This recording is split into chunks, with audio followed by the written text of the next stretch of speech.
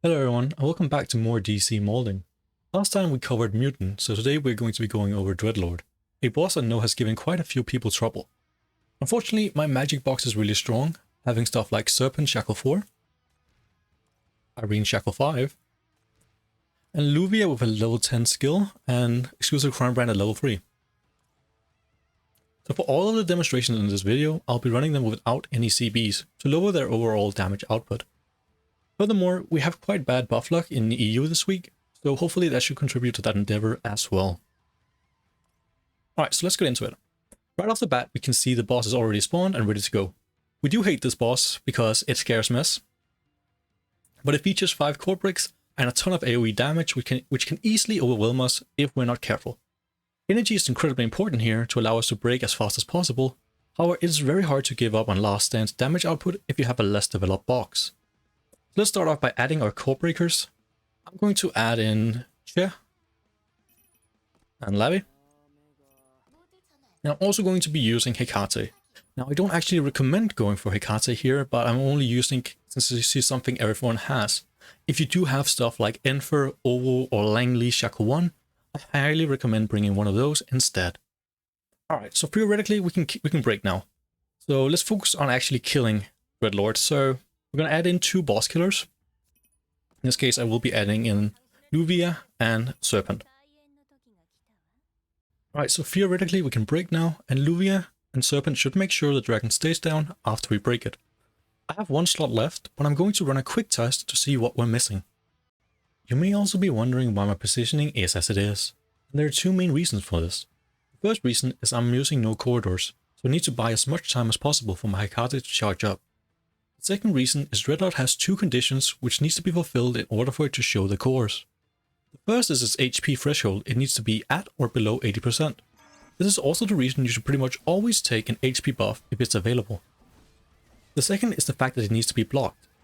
And in case you didn't know, an enemy takes less damage if it has unbroken cores than it would have taken had it not shown those cores at all.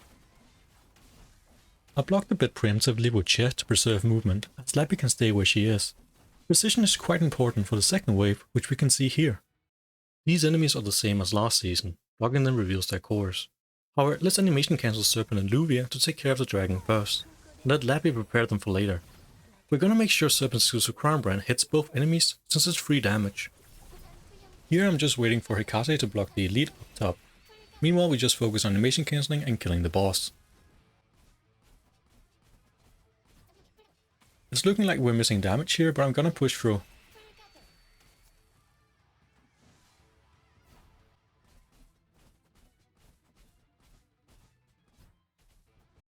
Here's the final wave, and it features even more elites. I have to carefully delegate my core breaks here to get all of them. I'm moving Hecate around to make them show all their cores, and pairing Serpent and Lappy to get the job done.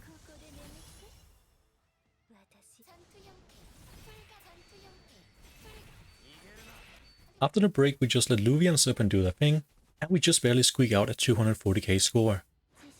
So the team does work, but that was way too close for comfort. However, do remember this was a 5-standard team, and your damage should be higher than mine by using Crime Brands. Since it's been a long while since Serpent's banner, people may not have her at all, so we'll also be trying this using Eirene.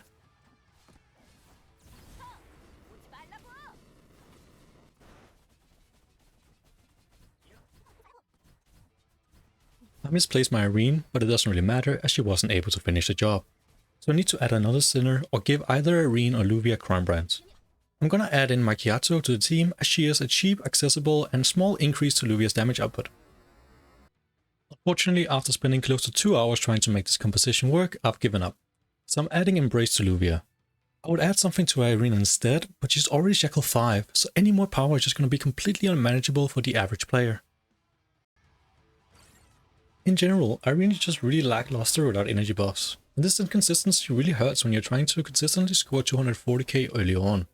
Her main issue here is she cannot contribute to killing the elites and the boss. She has to pick one, and without proper support in the form of Enfer or energy buffs, she does both jobs inadequately. I found the best use of her there is through her core break, which can deal a very respectable amount of damage to the elites with last stand stack.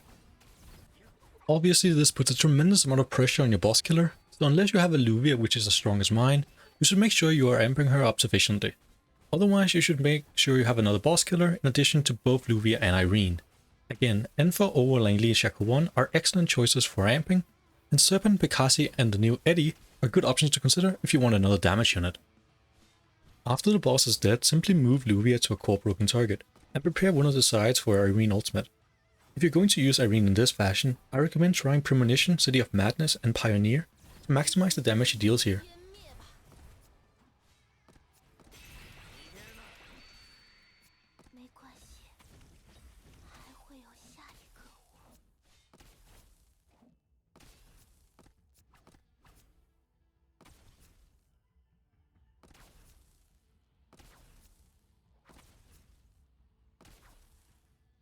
Now I know not everyone has Enfer, but some of you do, and you might be wondering how to use her.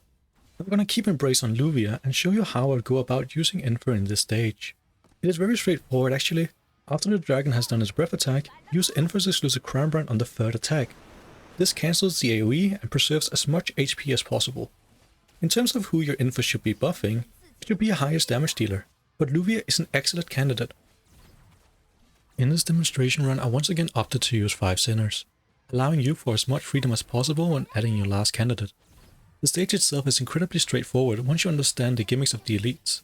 When doing your own run, I highly recommend pausing and planning a couple of moves ahead. I realize all my runs feature Luvia. This is because she's a free sinner you're guaranteed to have picked up. I know some of you may not have built her, and my base recommendation is to replace my Luvia with Serpent.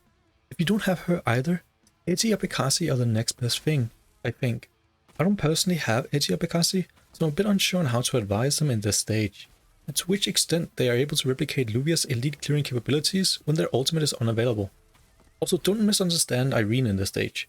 When the buff gods bless her, she's a monster and her runs would have been easily doable. So I think that's going to be it for this one. I changed the format from yesterday's video, so let me know which one you prefer. If you have any questions, let me know in the comments. Good luck!